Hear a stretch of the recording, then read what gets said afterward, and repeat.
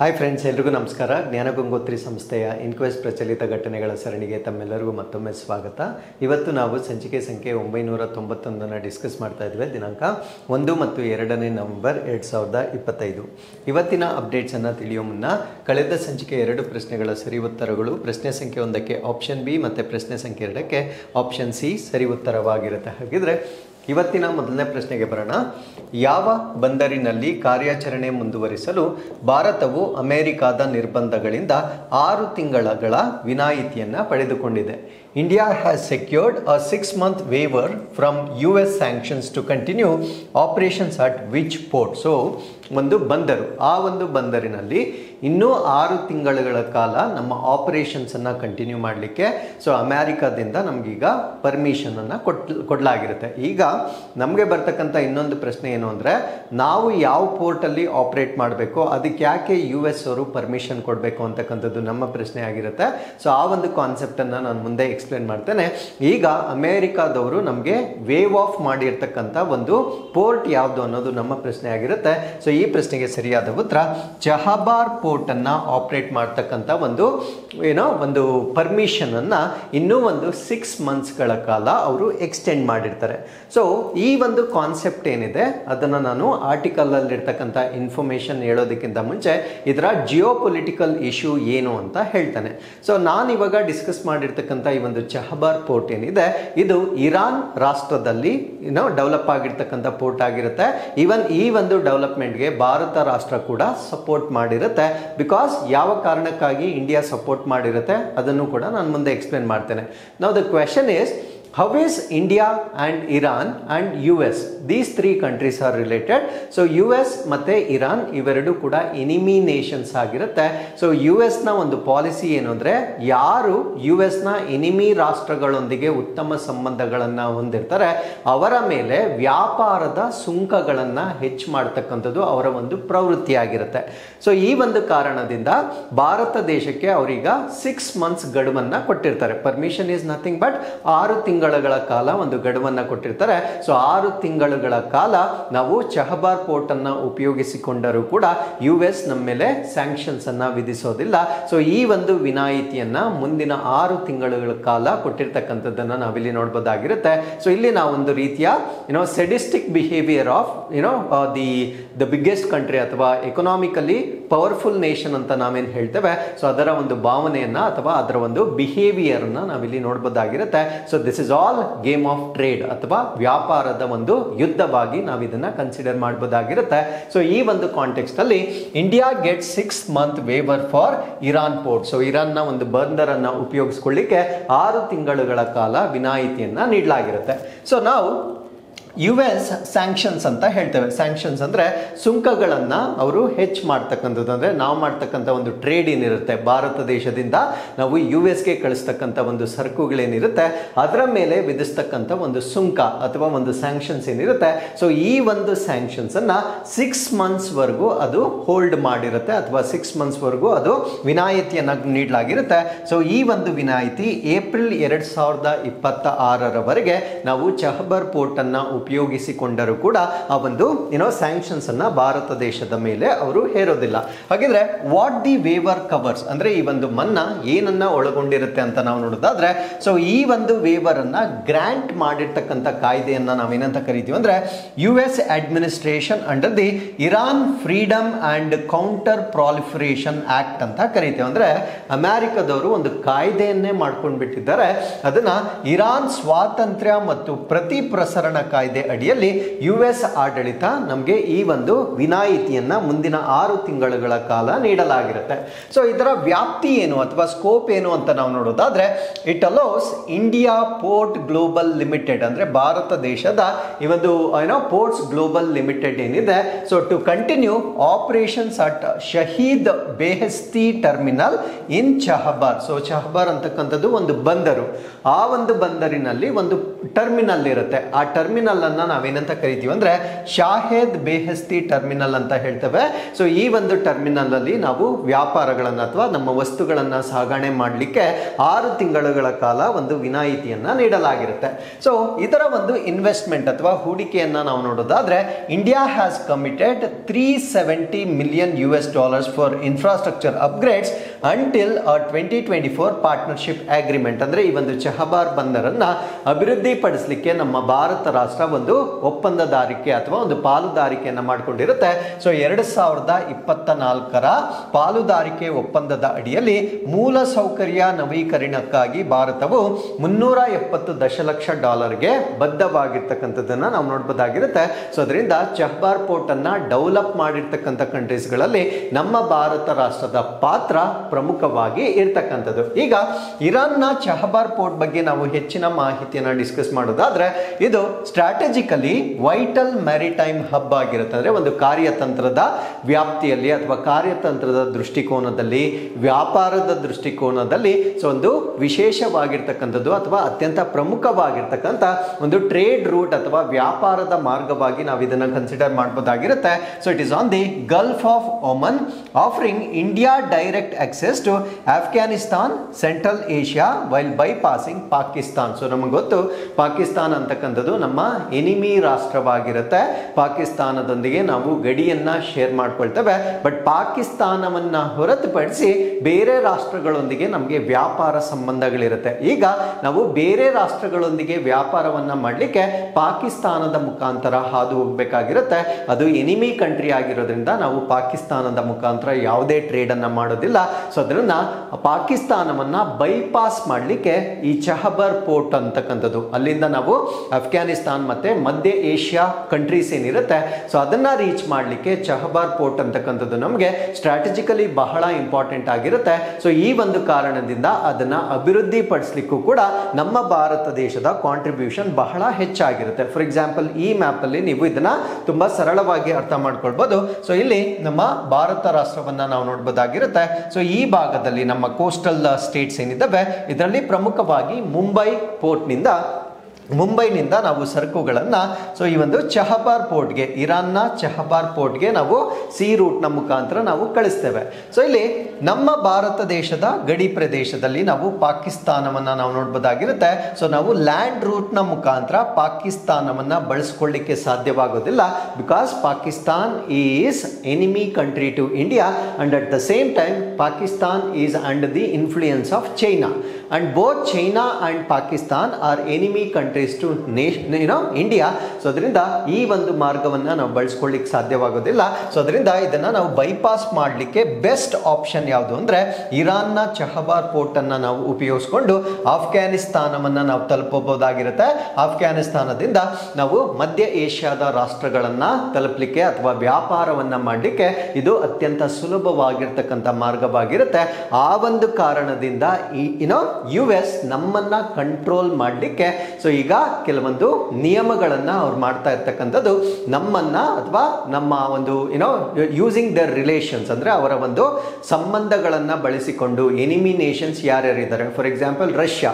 So US-ಗೂ ರಷ್ಯಾಗೂ trade relations ಅಲ್ಲಿ ಆಗ್ಬರೋದಿಲ್ಲ. ಅದೇ ರೀತಿ ಇರಾನ್ಗೂ US-ಗೂ ಆಗ್ಬರೋದಿಲ್ಲ. ಆ ರೀತಿಯಾಗಿ ಯಾವ ಶತ್ರು ರಾಷ್ಟ್ರಗಳೊಂದಿಗೆ ಬೇರೆಲ್ಲ ರಾಷ್ಟ್ರಗಳು ವ್ಯಾಪಾರ ಸಂಬಂಧಗಳನ್ನ ಹೊಂದಿರ್ತವೆ.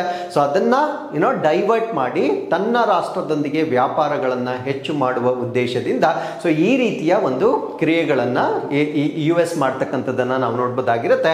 ಸೊ ಈ ಪಾಕಿಸ್ತಾನಕ್ಕೆ ಸಂಬಂಧಪಟ್ಟಂತೆ ಒಂದು ಪೋರ್ಟ್ ಇರುತ್ತೆ, ಅದನ್ನ ನಾವು ಗ್ವದಾರ್ ಪೋರ್ಟ್ ಅಂತ ಹೇಳ್ತೇವೆ.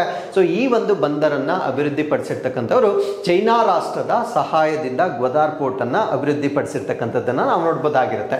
ಸೊ ಇದು south eastern Iran Sistan Baluchistan province ಅಲ್ಲಿ ಬರ್ತಕ್ಕಂಥದ್ದು. ಅಂದ್ರೆ ಈ ಒಂದು ಸ್ಥಳ ಏನಿದೆ ಸೊ ಇದು ಇರ್ತಕ್ಕಂಥದ್ದು ಆಗ್ನೇಯ ಇರಾನ್ ನಲ್ಲಿ ಇರುತ್ತೆ. ನಾನು ಹೇಳ್ತಾ ಇರ್ತಕ್ಕಂಥದ್ದು ಚಹಬಾರ್ ಪೋರ್ಟ್ ಇರ್ತಕ್ಕಂಥದ್ದು ಆಗ್ನೇಯ ಇರಾನ್ ನಲ್ಲಿ ಸಿಸ್ತಾನ್ ಬಲೂಚಿಸ್ತಾನ್ ಪ್ರಾಂತ್ಯದಲ್ಲಿ ನೆಲೆಗೊಂಡಿರ್ತಕ್ಕಂಥ ಒಂದು ಪೋರ್ಟ್ ಆಗಿರುತ್ತೆ. ಸೊ ಇದರ ಪ್ರಮುಖವಾಗಿರ್ತಕ್ಕಂಥ ಟರ್ಮಿನಲ್ ಅಂದ್ರೆ ಆ ವಸ್ತುಗಳನ್ನ ಟ್ರಾನ್ಸಾಕ್ಷನ್ ಮಾಡ್ತಕ್ಕಂಥ ಒಂದು ಪ್ರದೇಶವನ್ನ Shahid Beheshti terminal operated by Indian ports global limited. So ಈ ಒಂದು ಇಂಡಿಯನ್ ಪೋರ್ಟ್ಸ್ ಗ್ಲೋಬಲ್ ಲಿಮಿಟೆಡ್ ಅದನ್ನ ನಿರ್ವಹಣೆ ಮಾಡ್ತಕ್ಕಂಥ ಶಾಹೀದ್ ಬೇಹಿಸ್ತಿ ಟರ್ಮಿನಲ್ ಅಂತಕ್ಕಂಥದ್ದು ಇದರ ಪ್ರಮುಖವಾಗಿರ್ತಕ್ಕಂಥ ಟರ್ಮಿನಲ್ ಆಗಿ ನಾವು ನೋಡ್ಬೋದಾಗಿರುತ್ತೆ. ಸೊ ಇದರ ಪ್ರಾಕ್ಸಿಮಿಟಿಯನ್ನು ನಾವು ನೋಡೋದಾದ್ರೆ it is just 140 kilometers west of Pakistan's Gwadar port. So ನೀವು ಮ್ಯಾಪಲ್ಲಿ ನೀವು ನೋಡ್ಬೋದಾಗಿರುತ್ತೆ. ಸೊ ಪಾಕಿಸ್ತಾನದ ಗ್ವದಾರ್ ಪೋರ್ಟ್ನಿಂದ ಕೇವಲ 140 ಕಿಲೋಮೀಟರ್ ದೂರದಲ್ಲಿರ್ತಕ್ಕಂಥ ಒಂದು ಪೋರ್ಟ್ ಅನ್ನು ನಾವು ಚಹಬಾರ್ ಪೋರ್ಟ್ ಅಂತ ಹೇಳ್ತಕ್ಕಂಥದ್ದು. ಸೊ ಹಾಗಿದ್ರೆ what is the strategic significance, ಇದರ ಕಾರ್ಯತಂತ್ರದ ಮಹತ್ವವೇನು ಅಂತ ನಾವು ನೋಡೋದಾದ್ರೆ it facilitates trade with Afghanistan, Uzbekistan and beyond via international north south transport corridor. So ಅಲ್ಲಿ ಇನ್ನೊಂದು ಕಾರಿಡಾರ್ ಬರುತ್ತೆ. ಸೊ ಅದನ್ನ ನಾವೇನಂತ ಕರಿತೀವಿ ಅಂದ್ರೆ ಅಂತಾರಾಷ್ಟ್ರೀಯ ಉತ್ತರ ದಕ್ಷಿಣ ಸಾರಿಗೆ ಕಾರಿಡಾರ್ ಅಂತ ಕರಿತೇವೆ. ಸೊ ಇದನ್ನ ಮುಂದಿನ ಸ್ಲೈಡ್ ಅಲ್ಲಿ ನಾನು ಮ್ಯಾಪ್ ಅಲ್ಲಿ ತೋರಿಸ್ತೇನೆ. ಸೊ ಈ ಒಂದು ಕಾರಿಡಾರ್ ಅನ್ನ ಉಪಯೋಗಿಸ್ಕೊಳ್ಳಿಕ್ಕೆ ನಮಗೆ ಚಹಬಾರ್ ಪೋರ್ಟ್ ಅಂತಕ್ಕಂಥದ್ದು ಅಫ್ಘಾನಿಸ್ತಾನ್ ಆಗಿರ್ಬೋದು, ಉಜ್ಬೇಕಿಸ್ತಾನ್ ಆಗಿರ್ಬೋದು, ಅಥವಾ ಅದರಿಂದ ಆಚೆ ಕಡೆ ಇರ್ತಕ್ಕಂಥ ರಾಷ್ಟ್ರಗಳಾಗಿರ್ಬೋದು, ಈ ಒಂದು ರಾಷ್ಟ್ರಗಳೊಂದಿಗೆ ನಮಗೆ ವ್ಯಾಪಾರ ಮಾಡಲಿಕ್ಕೆ ಚಹಬಾರ್ ಪೋರ್ಟ್ ಕೂಡ ಬಹಳ ಇಂಪಾರ್ಟೆಂಟ್ ಆಗಿರುತ್ತೆ. ಸೊ ಚಹಬಾರ್ ಪೋರ್ಟ್ ನ ಮುಖಾಂತರ ನಾವು ಏನನ್ನ ಕನೆಕ್ಟ್ ಮಾಡ್ಕೊಳ್ಬೋದು ಅಂದ್ರೆ INSTC ಅನ್ನ ಕನೆಕ್ಟ್ ಮಾಡಲಿಕ್ಕೆ ಇದು ಸುಲಭವಾಗಿರ್ತಕ್ಕಂಥ ಮಾರ್ಗವಾಗಿರುತ್ತೆ. So this is what we now you can see here. So ಇದು ನಮ್ಮ ಭಾರತ ರಾಷ್ಟ್ರ. ಈ ಬ್ಲೂ ಕಲರ್ ಏನು ನೀವು ನೋಡ್ತಾ ಇದ್ದೀರಾ ಅದೆಲ್ಲ ಲ್ಯಾಂಡ್ ಏರಿಯಾ ಆಗಿರುತ್ತೆ. ವೈಟ್ ಕಲರ್ ಇರ್ತಕ್ಕಂಥದ್ದು ಬೇರೆ ಪ್ರದೇಶವಾಗಿರುತ್ತೆ ಅಥವಾ ವಾಟರ್ ಸೋರ್ಸ್ ಆಗಿರುತ್ತೆ. ಸೊ ನಮ್ಮ ಭಾರತ ದೇಶದ ಮುಖಾಂತರ ನಾವು ಈಗ ಇರಾನ್ನ ಮುಖಾಂತರ ನಾವು ಎಲ್ಲಿಗೆ ಕನೆಕ್ಟ್ ಆಗ್ತೀವಿ ಅಂದ್ರೆ ಇಂಟರ್ನ್ಯಾಷನಲ್ ನಾರ್ತ್ ಸೌತ್ ಟ್ರಾನ್ಸ್ಪೋರ್ಟ್ ಕಾರಿಡಾರ್ಗೆ ಕನೆಕ್ಟ್ ಆಗ್ತೇವೆ. ಸಪೋಸ್ ಈ ಒಂದು ಚಹಬಾರ್ ಪೋರ್ಟ್ ಇಲ್ಲ ಅಂದಿದ್ರೆ ನಮ್ಮ ಒಂದು ಟ್ರೇಡ್ ಅಂತಕ್ಕಂಥದ್ದು, ಫಾರ್ ಎಕ್ಸಾಂಪಲ್ ಇಮ್ಯಾಜಿನ್ ನಾನು ರಷ್ಯಾದ ಸೈಂಟ್ ಪೀಟರ್ಬರ್ಗ್ಗೆ ನಾನು ವಸ್ತುಗಳನ್ನು ಕಳಿಸಬೇಕು ಅಥವಾ ಅಲ್ಲಿಂದ ವಸ್ತುಗಳನ್ನು ನಾವು ತರಿಸ್ಕೊಳ್ಬೇಕು. ಬಿಕಾಸ್ ನಮ್ಮ ಮತ್ತು ರಷ್ಯಾ ನಡುವೆ ಸಾಕಷ್ಟು ಟ್ರೇಡ್ ರಿಲೇಷನ್ಸ್ ಇದ್ದಾವೆ. ಕಚ್ಚಾ ತೈಲ ಆಗಿರ್ಬೋದು, ಡಿಫೆನ್ಸ್ ಆಗಿರ್ಬೋದು, ಅಂದರೆ ನಮ್ಮ ಸಾಕಷ್ಟು ರಕ್ಷಣಾ ವಸ್ತುಗಳೇನಿರುತ್ತೆ ಅಥವಾ ಮೂಲ ಸೌಕರ್ಯಗಳೇನಿರುತ್ತೆ ಅದು ಭಾರತ ಮತ್ತು ರಷ್ಯಾ ಜಂಟಿಯಾಗಿ ಕೆಲವೊಂದನ್ನು ಉತ್ಪಾದನೆ ಮಾಡಿದ್ರೆ ಕೆಲವೊಂದನ್ನು ನೇರವಾಗಿ ನಾವು ರಷ್ಯಾದಿಂದ ಖರೀದಿ ಮಾಡ್ತಕ್ಕಂಥದ್ದು. ಸೊ ಅದರಿಂದ ಈ ಟ್ರಾನ್ಸ್ಪೋರ್ಟೇಷನ್ ಅಂತಕ್ಕಂಥದ್ದು ನಮಗೆ ಬಹಳ ಇಂಪಾರ್ಟೆಂಟ್ ಆಗಿರುತ್ತೆ. ಸಪೋಸ್ ನಾವು ಇರಾನ್ ಅನ್ನ ಬಳಸಿಕೊಳ್ಳದಿದ್ದರೆ ನಾವು ಲಾಂಗೆಸ್ಟ್ ರೂಟ್ ನ ಮುಖಾಂತರ ಟ್ರೇಡ್ ಅನ್ನ ಮಾಡಬೇಕಾಗಿರುತ್ತೆ. ಸೊ ಈ ಒಂದು ಮಾರ್ಗದಲ್ಲಿ ಸೊ ಇದು ಲಾಂಗೆಸ್ಟ್ ರೂಟ್ ಆಗಿರುತ್ತೆ, ಅತ್ಯಂತ ದೀರ್ಘಾವಧಿಯ ಒಂದು ರೂಟ್ ಆಗಿರುತ್ತೆ. ಸೊ ಈ ಒಂದು ರೆಡ್ ಸಿ ನ ಮುಖಾಂತರ ನಾವು ಬಂದು ಈ ರೀತಿ ಬಳಸಿಕೊಂಡು ನಾವು ಇಲ್ಲಿಗೆ ಬರಬೇಕಾಗಿರುತ್ತೆ. ಸೊ ಇದರಿಂದ ನಮಗೆ ಸಂಪನ್ಮೂಲಗಳ ವ್ಯರ್ಥ ಕೂಡ ಆಗುತ್ತೆ, ಸಮಯದ ವ್ಯರ್ಥ ಕೂಡ ಆಗುತ್ತೆ. ಈವನ್ ಈ ಗ್ಲೋಬಲ್ ವಾರ್ಮಿಂಗ್ಗೆ ಕಾಂಟ್ರಿಬ್ಯೂಟ್ ಮಾಡ್ತಕ್ಕಂಥ ಗ್ರೀನ್ ಹೌಸ್ ಗ್ಯಾಸಸ್ಗಳು ಕೂಡ ಜಾಸ್ತಿ ಆಗುತ್ತೆ. ಸೊ ಅದನ್ನ ಪ್ರಿವೆಂಟ್ ಮಾಡಲಿಕ್ಕೆ ನಾವು ಈ ವಿ ಕ್ಯಾನ್ ಯೂಸ್ ಇರಾನ್ ಅಲ್ಲಿ ಇರ್ತಕ್ಕಂಥ ಚಹಬಾರ್ ಪೋರ್ಟ್ ಅನ್ನ ಯೂಸ್ ಮಾಡ್ಕೋಬಹುದು ಅಥವಾ ಬಂದರ್ ಅಬ್ಬಾಸ್ ಅನ್ನ ಯೂಸ್ ಮಾಡಿಕೊಂಡು ನಾವು ಈ ಒಂದು ಇಂಟರ್ನ್ಯಾಷನಲ್ ನಾರ್ತ್ ಸೌತ್ ಟ್ರಾನ್ಸ್ಪೋರ್ಟ್ ಕಾರಿಡಾರ್ಗೆ ಕನೆಕ್ಟ್ ಆಗ್ತವೆ. ಸೊ ಈ ಒಂದು international north south transport corridor ನ ಮುಖಾಂತರ ನಾವು ರಷ್ಯಾದ ಸೈಂಟ್ ಪೀಟರ್ಬರ್ಗ್ ಅನ್ನ ತಲುಪಲಿಕ್ಕೆ ನಮಗೆ ಸುಲಭವಾಗಿರ್ತಕ್ಕಂಥ ಮಾರ್ಗವಾಗಿರುತ್ತೆ. ಸೊ ಇದನ್ನ ಬ್ಲಾಕ್ ಮಾಡಲಿಕ್ಕೆ ಈಗ ಅಮೆರಿಕ ನಮ್ಮ ಮೇಲೆ ಸ್ಯಾಂಕ್ಷನ್ಸ್ ಅನ್ನ ವಿಧಿಸ್ತಾ ಇದೆ. ಬಟ್ ಆ ಸ್ಯಾಂಕ್ಷನ್ಸ್ಗೆ ಈಗ 6 ತಿಂಗಳ ಕಾಲ ಒಂದು ಗಡುವನ್ನ ಅಥವಾ ಒಂದು ವಿನಾಯಿತಿಯನ್ನ ಕೊಟ್ಟಿರ್ತಕ್ಕಂಥದ್ದು ಈ ಒಂದು ಆರ್ಟಿಕಲ್ನ ಪ್ರಮುಖ ಭಾಗವಾಗಿರುತ್ತೆ. So counter weight to China's belt and road initiative ಅಂತ ಹೇಳ್ತೀವಿ. ಅಂದರೆ ಈ ಒಂದು ಚಹಬಾರ್ ಪೋರ್ಟ್ ಏನಿದೆ so it is seen as the India's response to China's belt and road initiative, particularly Gwadar. So ಒಂದು ಗ್ವದಾರ್ ಪೋರ್ಟ್ ಏನಿದೆ, ಗ್ವದಾರ್ ಪೋರ್ಟ್ ಅನ್ನ ಚೈನಾದವರು ಬೆಲ್ಟ್ ಅಂಡ್ ರೋಡ್ ಇನಿಷಿಯೇಟಿವ್ನ ಭಾಗವಾಗಿ ಪಾಕಿಸ್ತಾನದಲ್ಲಿ ಡೆವಲಪ್ ಮಾಡಿರ್ತಕ್ಕಂಥದ್ದು. ಅದಕ್ಕೆ ಪ್ರತ್ಯುತ್ತರವಾಗಿ ಭಾರತ ರಾಷ್ಟ್ರ ಇರಾನ್ ಅನ್ನ ಬಳಸಿಕೊಂಡು ಅಥವಾ ಇರಾನ್ ರಾಷ್ಟ್ರದೊಂದಿಗೆ ಸೊ ಚಹಬಾರ್ ಪೋರ್ಟ್ ಅನ್ನ ಡೆವಲಪ್ ಮಾಡಿರ್ತಕ್ಕಂಥದ್ದು. ಇದು ಸ್ಟ್ರಾಟಜಿಕಲ್ ಆನ್ಸರ್ ಟು ಚೈನಾ ಆಗಿ ನಾವು ನೋಡಬಹುದಾಗಿರುತ್ತೆ. ಈಗ so let us compare Chabahar port ಮತ್ತೆ ಗ್ವದಾರ್ ಪೋರ್ಟ್, ಇವೆರಡನ್ನ ನಾವು ಹೋಲಿಕೆ ಮಾಡೋದಾದ್ರೆ ಸೊ ಡೆವಲಪ್ ಮಾಡಿರ್ತಕ್ಕಂಥವ್ರು ಯಾರು? ಚಹಬಾರ್ ಪೋರ್ಟ್ ಅನ್ನ ಇಂಡಿಯಾದ ವತಿಯಿಂದ ಡೆವಲಪ್ ಮಾಡಲಾಗಿರುತ್ತೆ, ಗ್ವದಾರ್ ಪೋರ್ಟ್ ಅನ್ನ ಚೈನಾದ ವತಿಯಿಂದ ಡೆವಲಪ್ ಮಾಡಲಾಗಿರುತ್ತೆ. ಸೊ ಸ್ಟ್ರಾಟಜಿಕ್ ಪಾರ್ಟ್ನರ್ ಯಾರು? ಇರಾನ್ಗೆ ಇಂಡಿಯಾ ಸ್ಟ್ರಾಟಜಿಕ್ ಪಾರ್ಟ್ನರ್ ಆಗಿರುತ್ತೆ, ಗ್ವದಾರ್ ಪಾಕಿಸ್ತಾನ್ಗೆ ಚೈನಾ ಸ್ಟ್ರಾಟಜಿಕ್ ಪಾರ್ಟ್ನರ್ ಆಗಿರ್ತಕ್ಕಂಥದ್ದನ್ನ ನಾವು ನೋಡಬಹುದಾಗಿರುತ್ತೆ. ಸೊ ಅದಾದ್ಮೇಲೆ ಆಕ್ಸೆಸ್ ರೂಟ್ ಅಂದ್ರೆ ಈ ಒಂದು ಪೋರ್ಟ್ಗಳ ಮುಖಾಂತರ ನಾವು ಯಾವ ಮಾರ್ಗವನ್ನ ಪ್ರವೇಶ ಮಾಡಬಹುದು ಅಂದ್ರೆ INSTC ಟು ಸೆಂಟ್ರಲ್ ಏಷ್ಯಾ. ಇದನ್ನ ನಾನು ಆಲ್ರೆಡಿ ಮ್ಯಾಪ್ ಅಲ್ಲಿ ತೋರಿಸಿದ್ದೇನೆ. ಗ್ವದಾರ್ ಪೋರ್ಟ್ ಅನ್ನ ಉಪಯೋಗಿಸಿಕೊಂಡು ಅವರು ಸಿಪೆಕ್ ಟು ವೆಸ್ಟರ್ನ್ ಚೈನಾಗೆ ಕನೆಕ್ಟ್ ಮಾಡ್ಕೊಳ್ತಾರೆ. ಸಿಪೆಕ್ ಅಂದ್ರೆ ಚೈನಾ ಪಾಕಿಸ್ತಾನ್ ಎಕನಾಮಿಕ್ ಕಾರಿಡಾರ್ ಅಂತ ಹೇಳ್ತೇವೆ. ಸೊ ಇದರ ಮುಖಾಂತರ ಅವರು ವೆಸ್ಟರ್ನ್ ಚೈನಾಗೆ ಕನೆಕ್ಟ್ ಆಗ್ತಕ್ಕಂಥ ಒಂದು ಮಾರ್ಗವಾಗಿರುತ್ತೆ. ಅಂಡ್ ಸ್ಯಾಂಕ್ಷನ್ ಸ್ಟೇಟಸ್ ಅನ್ನ ನಾವು ನೋಡೋದಾದ್ರೆ ಸೊ ಪ್ರಸ್ತುತವಾಗಿ US ನಾವು ಈ ಒಂದು ಮಾರ್ಗವನ್ನ ಬಳಸಿಕೊಳ್ಳಿಕ್ಕೆ ವೇವರ್ ಅನ್ನ ಕೊಟ್ಟಿರ್ತಾರೆ.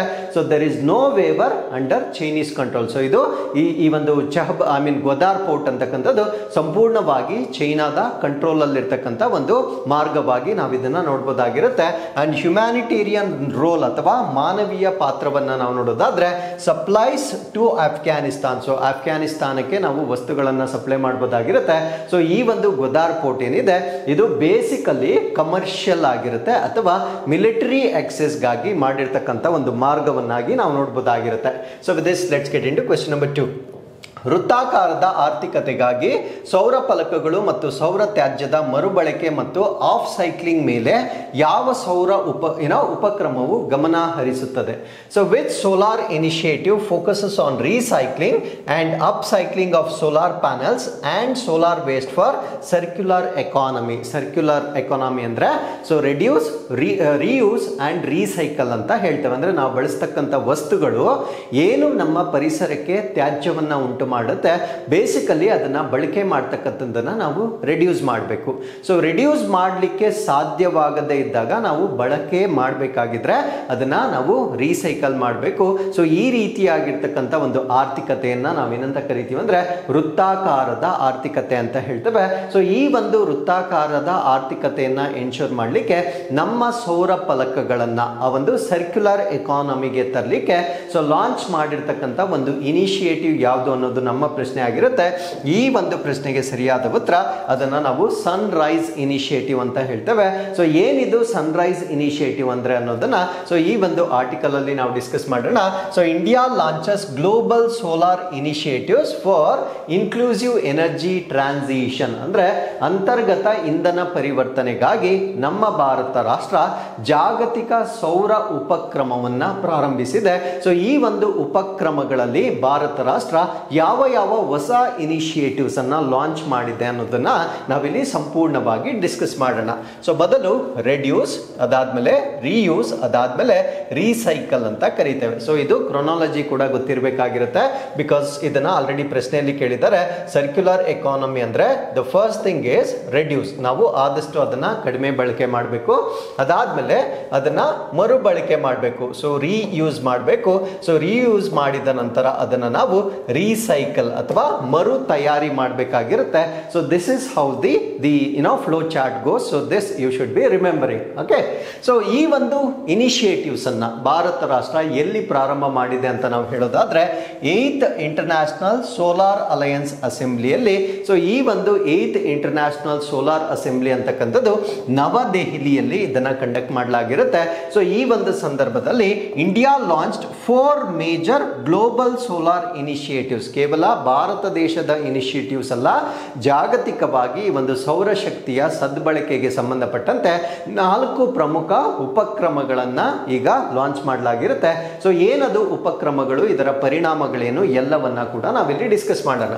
ಸೊ ಮೊದಲನೇದನ್ನ ನಾವು ಸನ್ ರೈಸ್ ಅಂತ ಕರೀತೇವೆ. ಏನಿದು ಸನ್ ರೈಸ್ ಅಂದ್ರೆ solar upcycling network for recycling innovation and stakeholder engagement. ಅಂದ್ರೆ ಮರುಬಳಕೆಯನ್ನ ಹೆಚ್ಚು ಮಾಡ್ತಕ್ಕಂಥದ್ದು, ನಾವೀನ್ಯತೆಯನ್ನ ಹೆಚ್ಚು ಮಾಡ್ತಕ್ಕಂಥದ್ದು, ಪಾಲುದಾರರ ತೊಡಗಿಸಿಕೊಳ್ಳುವಿಕೆಗಾಗಿ ಸೌರ ಮೇಲ್ಬಳಕೆ ಜಾಲವನ್ನ ಹೆಚ್ಚು ಮಾಡ್ತಕ್ಕಂಥದ್ದು. ಸೊ ಇದರ ಈ ಒಂದು ಸನ್ ರೈಸ್ ನ ಫುಲ್ ಫಾರ್ಮ್ ಆಗಿರುತ್ತೆ. ಸೊ ಈ ಒಂದು ಸನ್ ರೈಸ್ ನ ಫೋಕಸ್ ಏರಿಯಾ ಏನು ಅಂದ್ರೆ ಪ್ರಮುಖವಾಗಿರ್ತಕ್ಕಂಥ ಒಂದು ಕಾರ್ಯಾಚರಣೆ ಏನು ಅಂತ ನಾವು ನೋಡೋದಾದ್ರೆ recycling solar photovoltaic and battery waste. ಅಂದ್ರೆ ಸೌರ PV ಏನಿರುತ್ತೆ ಅಂದ್ರೆ ಫೋಟೋ ವೋಲ್ಟೈಕ್ ಸೆಲ್ಸ್ ಏನಿರುತ್ತೆ, ಅದ್ರ ಜೊತೆಗೆ ಬ್ಯಾಟ್ರೀಸ್ ಏನಿರುತ್ತೆ, ಸೊ ಇದನ್ನ ತ್ಯಾಜ್ಯ ವಸ್ತುಗಳಾಗಿ ಬಿಸಾಡುವ ಬದಲಾಗಿ ಅದನ್ನ ಮರು ಬಳಕೆ ಮಾಡ್ತಕ್ಕಂಥದ್ದು ಅಥವಾ ಮರು ತಯಾರಿ ಮಾಡ್ತಕ್ಕಂಥ ಉದ್ದೇಶದಿಂದ ಸನ್ ರೈಸ್ ಅಂತಕ್ಕಂಥ ಇನಿಷಿಯೇಟಿವ್ ಅನ್ನ ಲಾಂಚ್ ಮಾಡಿರ್ತಾರೆ. ಸೊ ಇದರಿಂದ ಆಗ್ತಕ್ಕಂಥ ಇಂಪ್ಯಾಕ್ಟ್ ಅಥವಾ ಪರಿಣಾಮ ಏನು ಅಂತ ನಾವು ನೋಡೋದಾದ್ರೆ ಸರ್ಕ್ಯುಲರ್ ಎಕಾನಮಿ, ವರ್ತುಲ ಆರ್ಥಿಕತೆ ಅಂತ ಹೇಳ್ತೇವೆ. ಆ ಒಂದು ಸರ್ಕ್ಯುಲರ್ ಎಕಾನಮಿ ಅಂತಕ್ಕಂಥದ್ದು ಸೊ ಈ ಒಂದು ಇನಿಷಿಯೇಟಿವ್ ಇಂದ ಜಾಸ್ತಿ ಆಗುತ್ತೆ.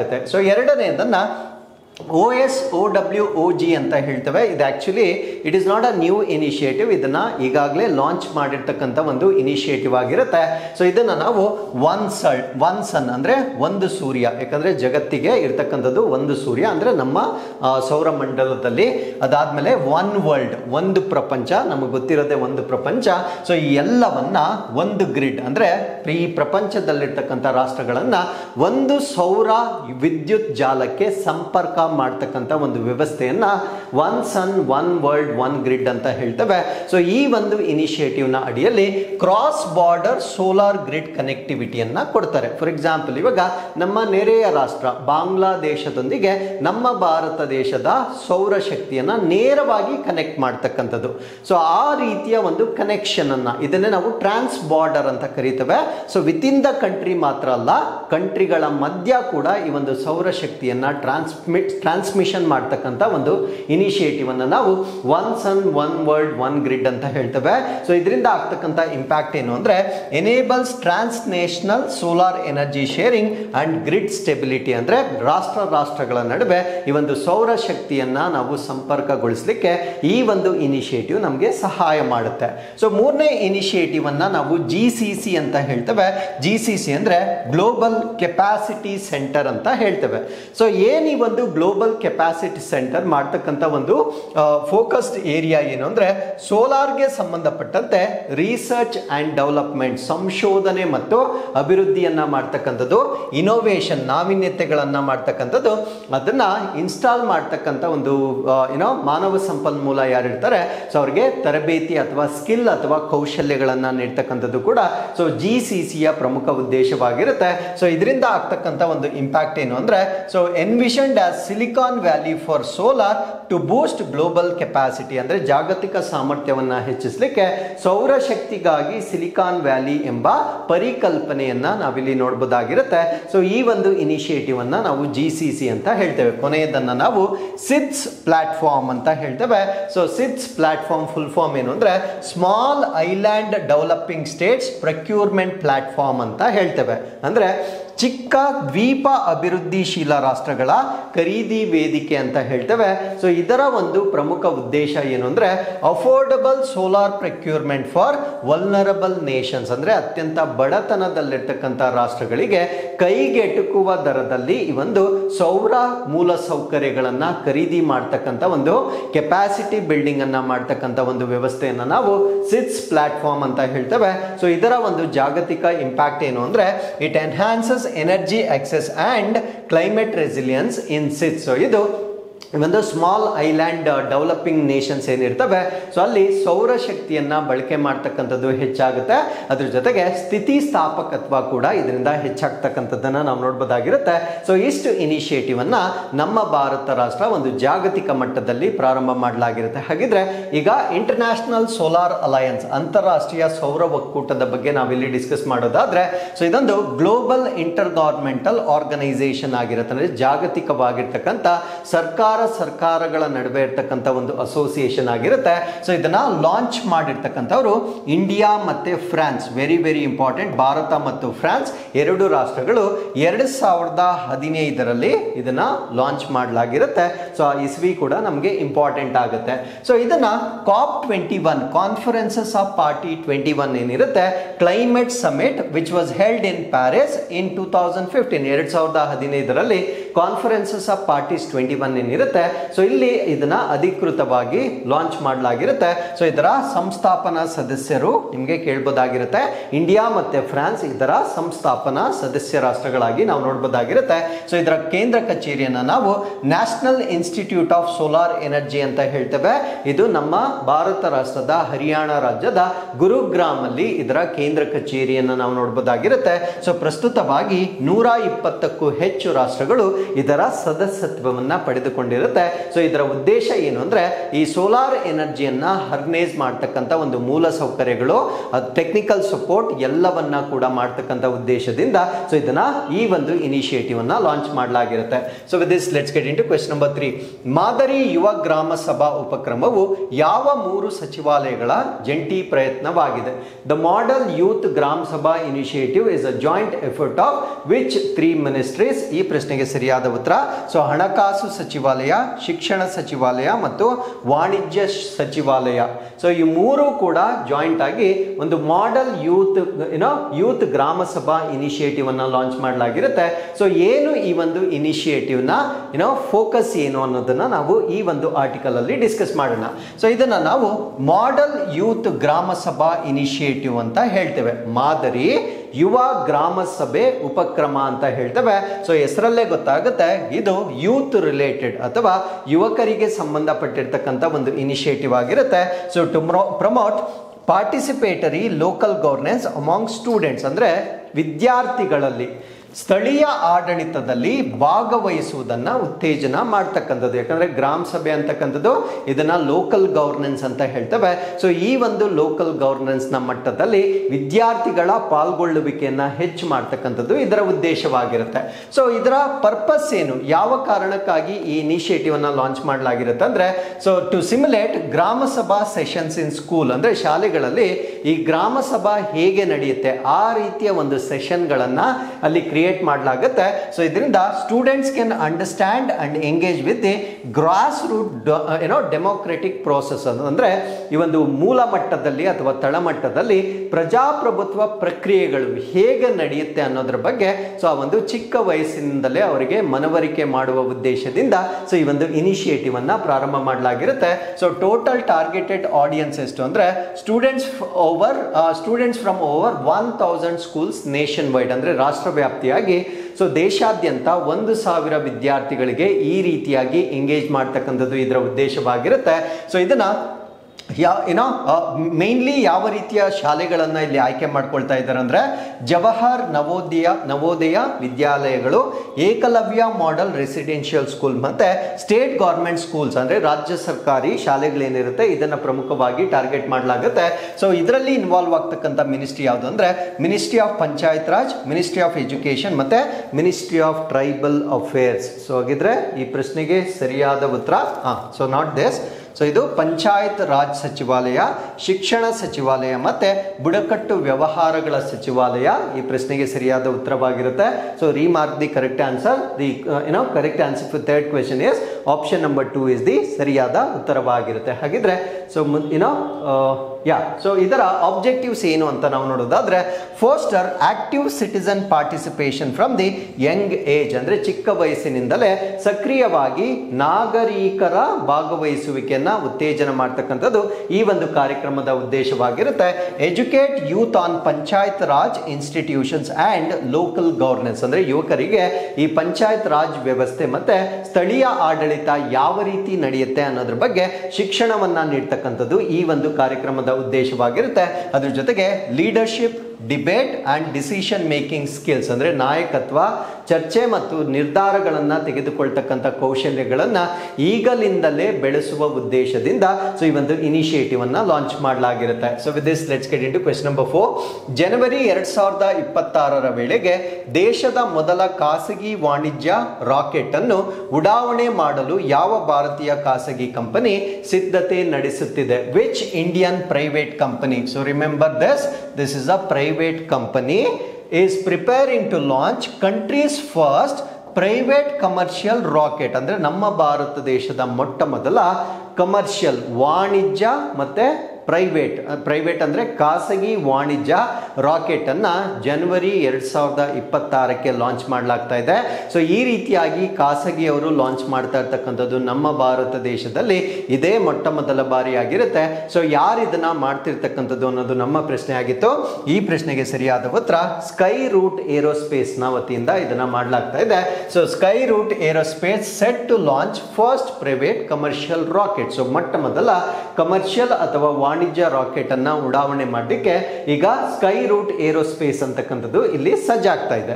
So Skyroot Aerospace is preparing to launch India's first private commercial rocket. So ಈ ಒಂದು ಕಮರ್ಷಿಯಲ್ ರಾಕೆಟ್ ಅನ್ನ ಜನವರಿ 2026ರಲ್ಲಿ ಲಾಂಚ್ ಮಾಡಲಿದ್ದಾರೆ. ಸೊ ಈ ಒಂದು ಕಂಪನಿಯ ಬಗ್ಗೆ ಹೆಚ್ಚಿನ ಮಾಹಿತಿಯನ್ನು ನಾವು ಡಿಸ್ಕಸ್ ಮಾಡೋದಾದ್ರೆ ಇದು ಹೈದರಾಬಾದ್ ಮೂಲದ ಒಂದು ಕಂಪನಿ ಆಗಿರುತ್ತೆ. ಸೊ ಇದನ್ನ ಸ್ಥಾಪನೆ ಮಾಡಿರ್ತಕ್ಕಂಥದ್ದು 2018ರಲ್ಲಿ 2018ನಲ್ಲಿ. ಸೊ ಇದನ್ನ ಇಸ್ರೋದ ಇಬ್ಬರು ಫಾರ್ಮರ್ ಸೈಂಟಿಸ್ಟ್ಗಳು ಅಂದ್ರೆ ಇಸ್ರೋದ ಇಬ್ಬರು ಮಾಜಿ ವಿಜ್ಞಾನಿಗಳು 2018ರಲ್ಲಿ ಅಂದರೆ ಇವರು ಆಲ್ರೆಡಿ ಇಸ್ರೋದಲ್ಲಿ ಕೆಲಸವನ್ನ ಮಾಡಿರ್ತಾರೆ. ಸೊ ಇಸ್ರೋವನ್ನ ಬಿಟ್ಟು ಅವರು ಖಾಸಗಿಯಾಗಿ 2018ರಲ್ಲಿ ಸ್ಥಾಪನೆ ಮಾಡಿರ್ತಕ್ಕಂಥ ಒಂದು ಕಂಪನಿಯನ್ನ ನಾವು ಸ್ಕೈರೂಟ್ ಅಂತ ಹೇಳ್ತೇವೆ. ಸೊ ಇದು India's first private firm to launch a rocket with the successful suborbital flight of Vikram S in November 2022. ಇವರು ನವೆಂಬರ್ 2022ರಲ್ಲಿ ವಿಕ್ರಮ್ ಎಸ್ ನ ಯಶಸ್ವಿ ಉಪಕಕ್ಷೆಯ ಹಾರಾಟದೊಂದಿಗೆ ಇವರು ಆಲ್ರೆಡಿ ನವೆಂಬರ್ 2022ರಲ್ಲಿ ವಿಕ್ರಮ್ ಎಸ್ ನ ಯಶಸ್ವಿ ಉಪಕಕ್ಷೆಯ ಹಾರಾಟವನ್ನ ಮಾಡಲಾಗಿರುತ್ತೆ. ಸೊ ರಾಕೆಟ್ ಉಡಾವಣೆ ಮಾಡಿದ ಭಾರತ ಮೊದಲ ಖಾಸಗಿ ಸಂಸ್ಥೆ ಇದಾಗಿರುತ್ತೆ. ಸೊ ಈಗ ಅವರು ಕಮರ್ಷಿಯಲ್ ಸ್ಕೇಲ್ ಅಲ್ಲಿ ಮಾಡ್ತಾ ಇದ್ದಾರೆ, ಅಂದ್ರೆ ವಾಣಿಜ್ಯ ಮಟ್ಟದಲ್ಲಿ ಈಗ ಪ್ರಪ್ರಥಮ ಬಾರಿಗೆ ಒಂದು ಲಾಂಚ್ ಅನ್ನ 2026ಕ್ಕೆ ಮಾಡ್ತಾರೆ. So plans to launch its maiden full-scale commercial satellite mission. So this is going to become India's first private commercial orbital launch. So ಇದು ನಮ್ಮ ಭಾರತ ದೇಶದ ಮೊಟ್ಟ ಮೊದಲ ಖಾಸಗಿಯಾಗಿ ಕಕ್ಷೆಗೆ ಹಾರಾಟ ಮಾಡ್ತಕ್ಕಂಥ ವಾಣಿಜ್ಯ ಕಾರ್ಯಾಚರಣೆಯಾಗಿ ನಾವು ಇದನ್ನ ಗಮನಿಸಬಹುದಾಗಿರುತ್ತೆ. So with this let's get into question number 5. Rafale ಯುದ್ಧ ವಿಮಾನಗಳನ್ನು ಯಾವ ಕಂಪನಿ ತಯಾರಿಸುತ್ತದೆ? Rafale fighter jets are manufactured by which company? So ಈ ಪ್ರಶ್ನೆಗೆ ಸರಿಯಾದ ಉತ್ತರ ಡಸಾಲ್ಟ್ ಏವಿಯೇಷನ್ಸ್, ಫ್ರಾನ್ಸ್ನ ವತಿಯಿಂದ ಇದನ್ನ ಡೆವಲಪ್ ಮಾಡಲಾಗಿರುತ್ತೆ. ಸೊ ಇದರ ಬಗ್ಗೆ ನಾವು ಪ್ರಶ್ನೆಯನ್ನ ಕೊಡಲಿಕ್ಕೆ ಕಾರಣ ಏನು ಅಂದ್ರೆ, president Murmu becomes the first president to fly in Rafale jet. So ಈ ಒಂದು ರಫೇಲ್ ಯುದ್ಧ ವಿಮಾನಗಳಲ್ಲಿ ಹಾರಾಟ ಮಾಡಿರ್ತಕ್ಕಂಥ ಮೊದಲ ರಾಷ್ಟ್ರಪತಿ ಎಂಬ ಹೆಗ್ಗಳಿಕೆಗೆ ನಮ್ಮ ಭಾರತ ದೇಶದ ರಾಷ್ಟ್ರಪತಿಗಳ ದ್ರೌಪದಿ ಮುರ್ಮುರವರು ಪಾತ್ರರಾಗಿರ್ತಾರೆ. ಸೊ ಇದರ ಬಗ್ಗೆ ನಾವಿಲ್ಲಿ ಸಂಪೂರ್ಣವಾಗಿ ಡಿಸ್ಕಸ್ ಮಾಡೋಣ. ಸೊ ಈ ಒಂದು ಇನ್ಸಿಡೆಂಟ್ ಅಥವಾ ಈ ಒಂದು ಫ್ಲೈ ಆಗಿರ್ತಕ್ಕಂಥದ್ದು ಅಂಬಾಲಾ ಏರ್ಫೋರ್ಸ್ ಸ್ಟೇಷನ್ ಹರಿಯಾಣದಲ್ಲಿರ್ತಕ್ಕಂಥ ಅಂಬಾಲಾ ವಾಯು ನೆಲೆಯಲ್ಲಿ ಈ ಒಂದು ಹಾರಾಟವನ್ನ ನಡೆಸಲಾಗಿರುತ್ತೆ. ಸೊ ಇದಕ್ಕಿಂತ ಮುಂಚೆ she previously flew in Sukhoi 30 Mark 1 from Tezpur air force station in April 2023. ಅಂದ್ರೆ 2023 ಏಪ್ರಿಲ್ನಲ್ಲಿ ತೇಜ್ಪುರ್ ವಾಯುಪಡೆ ನಿಲ್ದಾಣದಿಂದ ಸುಖೋಯ್ 30 Mark 1 ನಲ್ಲಿ ಕೂಡ ಇದಕ್ಕಿಂತ ಮುಂಚೆ ಇವರು ಹಾರಾಟವನ್ನ ನಡೆಸಿರ್ತಾರೆ. As the supreme commander of the Indian army forces, ಅಂದ್ರೆ ಸೊ ಇವರನ್ನ ಭಾರತೀಯ ಸಶಸ್ತ್ರ ಪಡೆಗಳ ಸರ್ವೋಚ್ಚ ಕಮಾಂಡರ್ ಆಗಿ ಕೂಡ ನಾವು ನೋಡಬಹುದಾಗಿರುತ್ತೆ. ಸೊ ಈಗ ರಫೇಲ್ ಫೈಟರ್ ಜೆಟ್ ಅಂದ್ರೆ ಏನು, ಇದರ ಬಗ್ಗೆ ನಾವು ತಿಳ್ಕೊಳ್ಳೋದಾದ್ರೆ, ಸೊ ಇದು French made 4.5 generation multi role fighter jet ಆಗಿರುತ್ತೆ. ಅಂದ್ರೆ ವಿವಿಧ ಕಾರ್ಯಾಚರಣೆಗಳನ್ನ ಮಾಡಬಹುದಾಗಿರ್ತಕ್ಕಂಥ ಯುದ್ಧದ ಸಂದರ್ಭಗಳಲ್ಲಿ ವಿವಿಧ ಕಾರ್ಯಾಚರಣೆಗಳನ್ನ ಮಾಡಬಹುದಾಗಿರ್ತಕ್ಕಂಥ ಒಂದು ಫೈಟರ್ ಜೆಟ್ ಅಥವಾ ಯುದ್ಧ ವಿಮಾನವಾಗಿ ನಾವು ಇದನ್ನ ನೋಡಬಹುದಾಗಿರುತ್ತೆ. So it is known for its versatility ಅಂದ್ರೆ ಬಹುಮುಖತನ, ಅಂದ್ರೆ ಮಲ್ಟಿ ರೋಲ್ ಆಗಿರೋದ್ರಿಂದ ಇದು ಬೇರೆ ಬೇರೆ ಕೆಲಸಗಳನ್ನ ಮಾಡುತ್ತೆ. ಅಜಿಲಿಟಿ ಅಂದ್ರೆ ತುಂಬಾ ಚುರುಕುತನವನ್ನ ಹೊಂದಿರುತ್ತೆ. ಅಂಡ್ ಅಡ್ವಾನ್ಸ್ಡ್ ಕಂಬ್ಯಾಟ್ ಕೆಪಾಸಿಟೀಸ್ ಇರುತ್ತೆ, ಅಂದ್ರೆ ಸುಧಾರಿತ ಯುದ್ಧ ಸಾಮರ್ಥ್ಯಗಳನ್ನ ಹೊಂದಿರತಕ್ಕಂಥ ಒಂದು ವಾರ್ ಫ್ಲೈಟ್ ಆಗಿರುತ್ತೆ. It serves as the back bone of Indian air forces modernisation efforts, ಅಂದ್ರೆ ನಮ್ಮ ಭಾರತ ದೇಶದ ವಾಯುಪಡೆಯನ್ನ ಏನು ನಾವು ಆಧುನೀಕರಣಗೊಳಿಸ್ತಾ ಇದ್ದೇವೆ ಅದರ ಬೆನ್ನೆಲುಬಾಗಿ ಇದು ಕಾರ್ಯನಿರ್ವಹಿಸ್ತಾ ಇರ್ತಕ್ಕಂಥ ಒಂದು ವ್ಯವಸ್ಥೆ ಆಗಿರುತ್ತೆ. ಸೊ ಇದನ್ನ ಮ್ಯಾನುಫ್ಯಾಕ್ಚರ್ ಮಾಡ್ತಕ್ಕಂಥ ಒಂದು ಕಂಪನಿಯನ್ನ ನಾವು ಡಸಾಲ್ಟ್ ಏವಿಯೇಷನ್ಸ್ ಅಂತ ಹೇಳ್ತೇವೆ. ಸೊ ಇದು ಟ್ವಿನ್ ಇಂಜಿನ್ ಆಗಿರುತ್ತೆ, ಅವಳಿ ಇಂಜಿನ್ ಗಳನ್ನ ಹೊಂದಿರುತ್ತೆ. ಕೆನಾರ್ಡ್ ಡೆಲ್ಟಾ ವಿಂಗ್ ನ ಭಾಗವಾಗಿರುತ್ತೆ.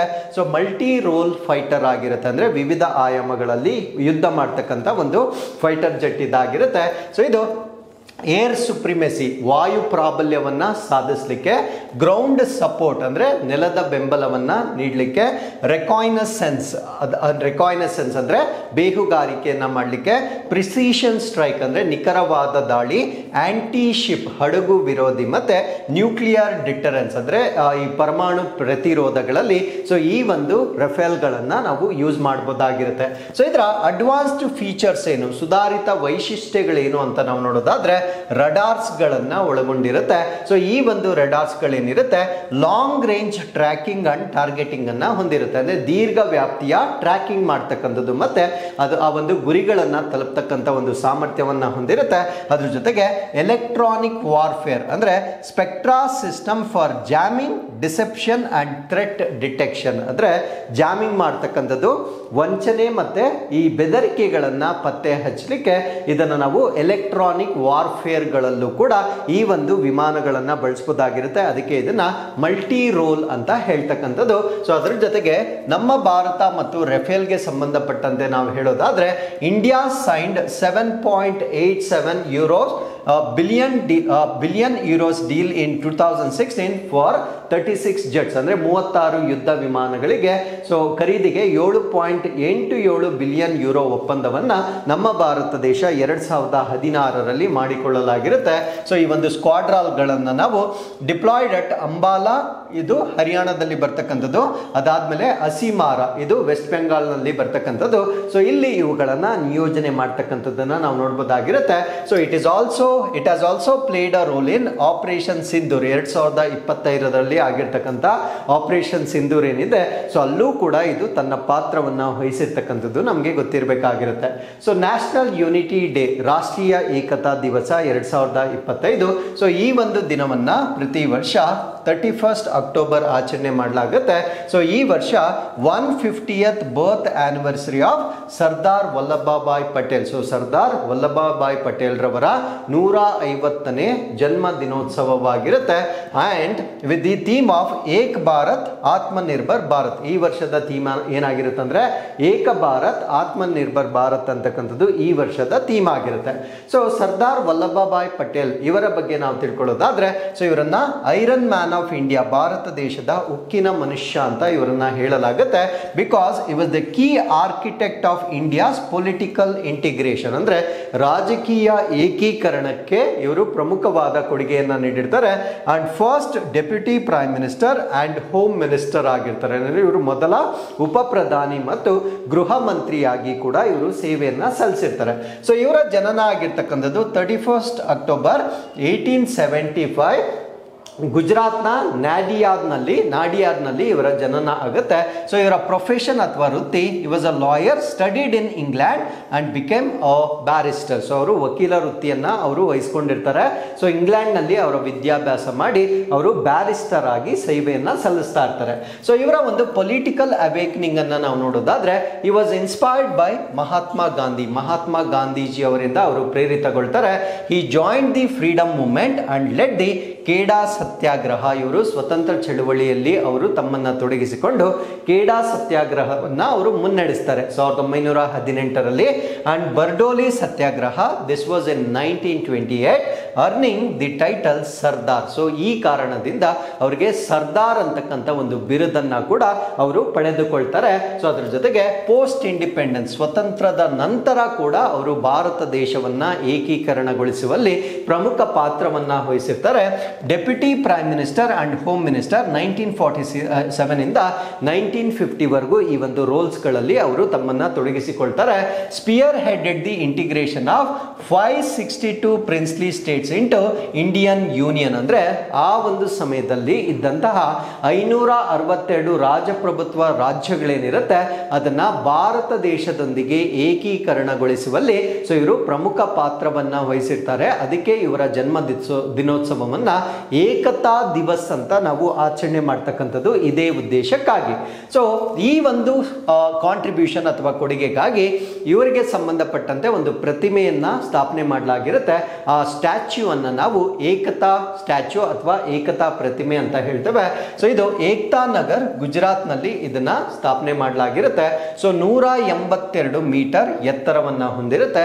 It is the tallest statue in the world. ಪ್ರಪಂಚದಲ್ಲಿಯೇ ಅತ್ಯಂತ ಎತ್ತರವಾಗಿರ್ತಕ್ಕಂಥ ಪ್ರತಿಮೆ ಇದಾಗಿರುತ್ತೆ. ಸೊ ಅದ್ರ ಜೊತೆಗೆ he was instrumental in establishing Indian administrative services. ಅಂದ್ರೆ ನಮ್ಮ ಭಾರತ ದೇಶದ ಭಾರತೀಯ ಆಡಳಿತ ಸೇವೆಗಳನ್ನ ಅದನ್ನ ಸ್ಥಾಪಿಸುವಲ್ಲೂ ಕೂಡ ಇವರು ಪ್ರಮುಖವಾಗಿರ್ತಕ್ಕಂಥ ಬೆನ್ನೆಲುಬಾಗಿರ್ತಕ್ಕಂಥದ್ದನ್ನ ನಾವಿಲ್ಲಿ ನೆನಪಿಸ್ಕೊಳ್ಬೇಕಾಗಿರುತ್ತೆ.